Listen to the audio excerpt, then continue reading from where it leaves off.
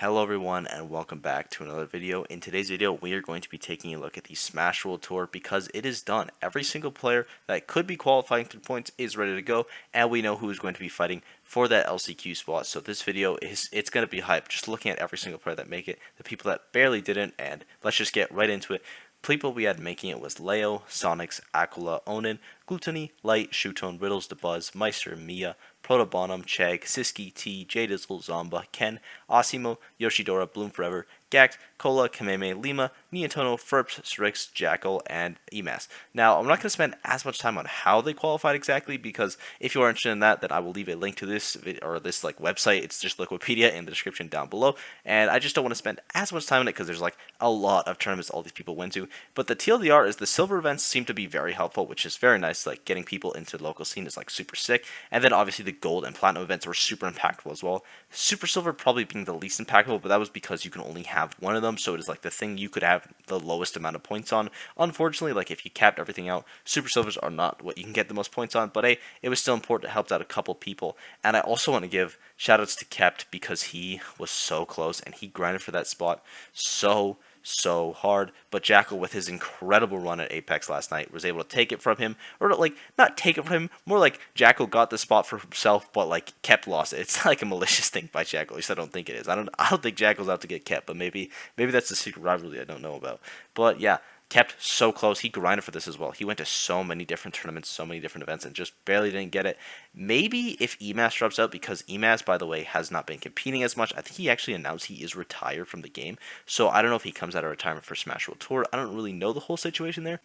So to save you from my rambling, the way this works is that there are 7 regions: North America, Central America, Europe, Japan, Oceania, South America, and the wildcard region, and the top player in terms of points from each specific region is going to be qualified for that Smash World Tour. And Emas has the most points from the wildcard region, because I don't think it's from Europe, because one, he doesn't have the most amount of points, and even though he did move there later in the year, I'm pretty sure it is from wildcard. So I don't know if Emas does drop out, his spot would either go to Kept, who is obviously number 30, or if it would go to someone from the wildcard region, which I don't actually know what it is. It might be Middle East, I'm not actually sure, but it would go to one of those players that is the highest ranked. That is, again, only if Emas is dropping out, which we're not sure about. I wouldn't super count on him coming back as of now, but there's a chance that he does. But again, if he does not, then it is either going to go to the next highest player in that wildcard region, or it is going to be going to Kept. Sorry for the rambling in this video. It's a little more. I'll cut back, or cut to when I'm done rambling, and I hope you guys enjoy the rest of the video. Also, sub. Some other people that just barely missed it: we have DD, E King, Leon, Tweak, Capitancito, Raze, Abadango, Big D, and Big Boss. Those are your numbers. You're up to your 40 spot, and it is unfortunate because a lot of these players are international players, Doggo, Tweak, or not Tweak. He's basically the only one that's international. But it sucks because it's you want to see those international players travel. You want to see them play at the lands that we've never been able to. But we still do have a lot of cool representation. We have both Ferps, who we mentioned earlier. We have Strix, who's really cool. Jdizzle, we have a ton. Oh, Yoshidora. I forgot he was coming for a second, and my heart jumped when I saw his name.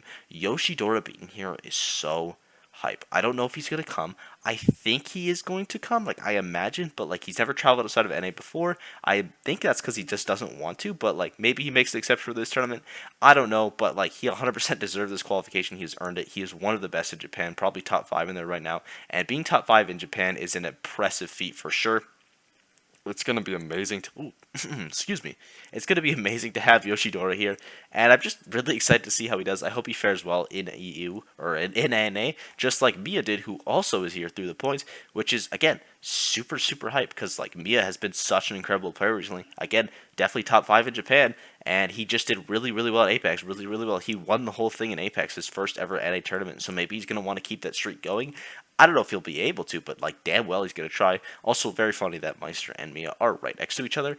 And yeah, there's just a ton of travel that's really super cool to see. We have Bloom Forever coming as well. The Itoto, who we don't see all the time. We have Kamebe, who's always great to see. A couple of Japanese player mainstays. Asimo, who we haven't seen in a little bit. I think we last saw him at, it might have been Give Invitational. I know he's been going to EU a bit, but I think last time we saw him in NA was the Give Invitational. So it's going to be amazing to see all these players.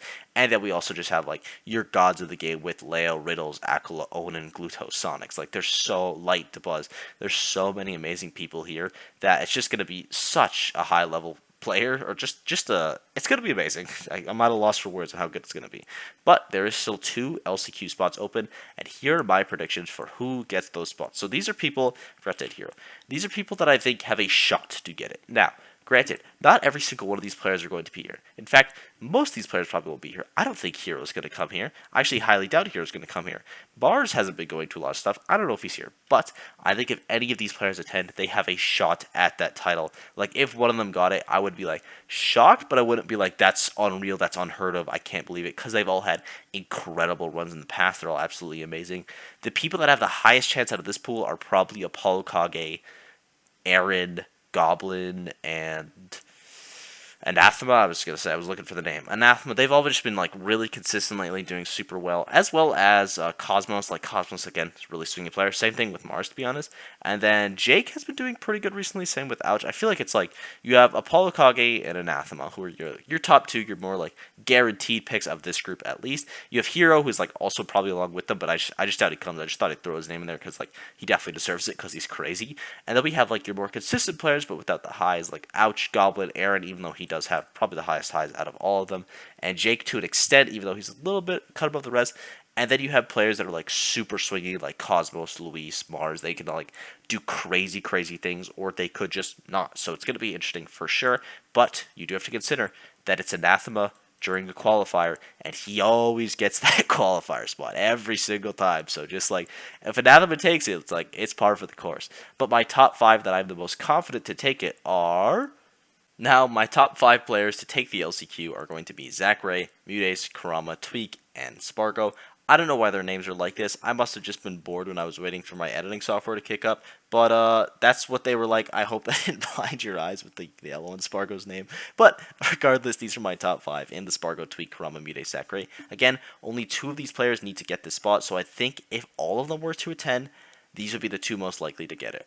But I don't think Zachary will attend. I just don't think he will. He hasn't been traveling to NA as much. He's only been to like 3 majors, I think, since his return. And granted, he won one of them, but the other 2 he did pretty poorly at. So it's honestly like, I don't know if he would get the spot if he did attend, but like he's also just absolutely unreal. We've seen his highs. He's absolutely incredible. He did just win Wanted like not too long ago. Even with an underperformance, it's like he proved that he still got it. It's just like maybe less consistent as it used to be. But I don't imagine he comes here, but I would be remiss if I did not mention his name. And then we have Mutace, who is again kind of a swingy player, probably at least the most swingy, maybe him or Tweak, but in my opinion the most swingy out of anyone on this list, at least recently, just because he does have that medical issue with his hands, which is really unfortunate. And then also Peach in bracket is just incredibly hard to play and be consistent with, because you just have to be like, you have to put in so much work, but he can put in the work. And also he got picked up by, I believe, R2G, so huge shouts to him for that. That's like super sick. Getting that sponsored blessing is always going to be nice, and I believe it is his first event that he's going to be going to, if again he goes to the LCQ, which I don't know if he will. I hope he does, because it'd be really sick to see him in the final bracket. But yeah, he's been doing absolutely incredible recently. He just unfortunately didn't get to go to Path of Glory, but he got a 3rd at Let's Make Moves Miami, which is just an incredible placement, beating Akla there as well, which is absolutely unreal. Mutace is just, he's so good, and he has a very high chance of making it. But someone with like a higher chance, I'd say like there's a little bit of a cut here, and then we have the big boys. We have Kurama, Tweak, and Spargo. Not that Mutace and Zachary or honestly any of these players aren't on that level, but I think out of anyone to have a chance, if I had to bet my life on it, it would be this. I'd play the odds. Kurama is scary. He's really good, and he is so hard to rank as well, because it's like, okay, he has been doing good before. He has been top 8 consistently before his breakout at Ludwig's. Breakout in brackets, by the way, big brackets, rainbow brackets. His breakout tournament at Ludwig's, where he got all those insane wins. But like, there was a change. Ludwig's into port priority is incredible, and I think he can do it again at Smash World Tour. But there's something that's interesting. We have a buffer for all 3 of these players. Spargo, Tweak, and Kurama are all signed up for main stage. Again, that doesn't mean they're all going to go, especially Tweak. I don't know if he's going to DQ, maybe taking his break till Smash World Tour, maybe just taking a break till Panda. I could see it, honestly. Panda Cup, by the way, because I think these players are also all Panda Cup, but no Spargo, Zachary, so maybe they get into LCQ. I don't know, but that's not what we're talking about right now, sorry.